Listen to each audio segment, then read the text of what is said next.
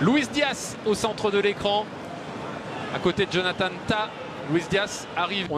Pour l'instant, on est en train de trouver ce que l'on est venu chercher sur la pelouse de reprise. Donc là, on va quand même avoir un trio offensif. Alors en plus du très très jeune Jona Kusi-Asare qui n'a que 18 ans, l'international U17 suédois. On va avoir Luis Diaz, Michael Olise et Serge Gnabry. C'est bien avec des profils... Et sachant que Jamal Musiala s'est gravement blessé mais qui reviendra probablement d'ici là. Évidemment dans l'après-match on demandera à Michael Mouton. Ouh là là, attention. Il était hors jeu et Rémi Descamps... Il y a un poison. Ça va déjà mettre fin à gauche. Et Gnabry qui accélère avec Luis Diaz. Luis Diaz, c'est un de ses premiers ballons avec le maillot.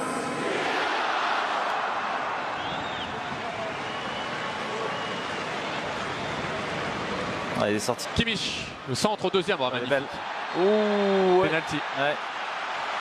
Penalty et carton jaune contre Clinton Mata qui estime que lui aussi a été tiré par le maillot, mais en tout cas je pense qu'il fait faute sur Gnabry ou sur Diaz. 3 minutes dans cette préparation. L'OL encaisse son premier but de l'été 2025. Il est l'œuvre ne devrait pas exister puisque Luis Diaz était hors jeu.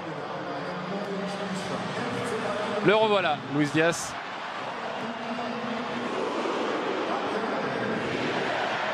Un contre un face à Sel Koumbedi. Après, on a vu sur le début de la seconde le servir. Non, le centre en retrait. Oh, il n'a pas pu attraper le ballon, Ainsley Maitland-Niles. C'est dommage. Quand même, un côté lyonnais a bien donné sur cette première période.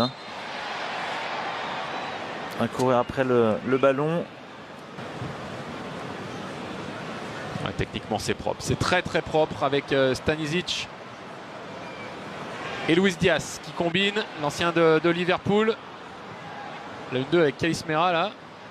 Bon, déjà le ballon.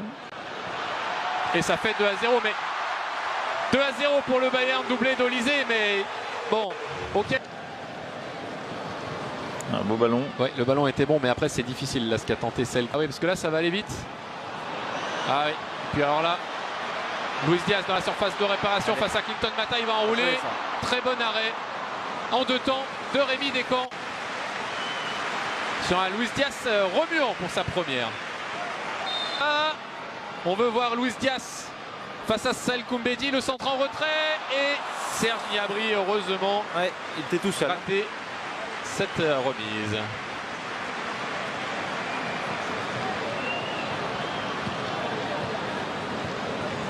Ouais, Luis Diaz. Il s'en veut parce qu'effectivement, il se dit que c'était peut-être...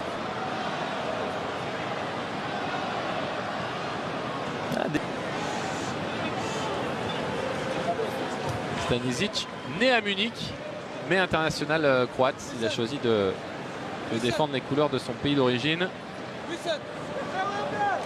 Alors que regarde, voilà, ils auront... Et c'est bien, après une semaine de stage, c'est déjà beaucoup. Dans les premières années, il est toujours capable de le faire, bien sûr. Expérience et de jouer et de progresser. Ouais, surtout de jouer, comme tu précises. Parce que non seulement il a joué, mais en plus il a été bon. Joli. Luis Diaz.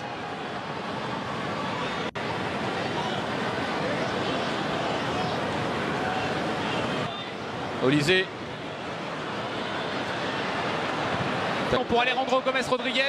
Au deuxième poteau, il y avait du monde, mais c'est Alejandro Gomez-Rodriguez qui va réduire l'écart pour son premier but. Bon mouvement, il fait beaucoup d'appels. Ça pour les défenseurs c'est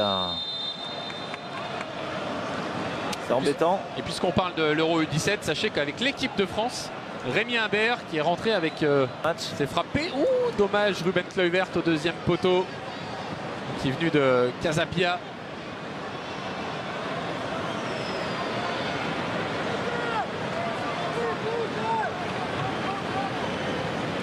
Serge Gnabry, il va falloir monter un moment et ne pas le laisser décaler. Luis Diaz qui a voulu, je ne sais pas s'il a centré ou frappé, mais peut-être plutôt frappé. En tout cas, c'est encore une fois Mathieu Patouillet qui rend sa première sélection internationale cet été, là, il y a quelques semaines, en juin. Théo Barizic face à Luis Diaz. Là aussi, et c'est terminé avec cette première défaite en préparation.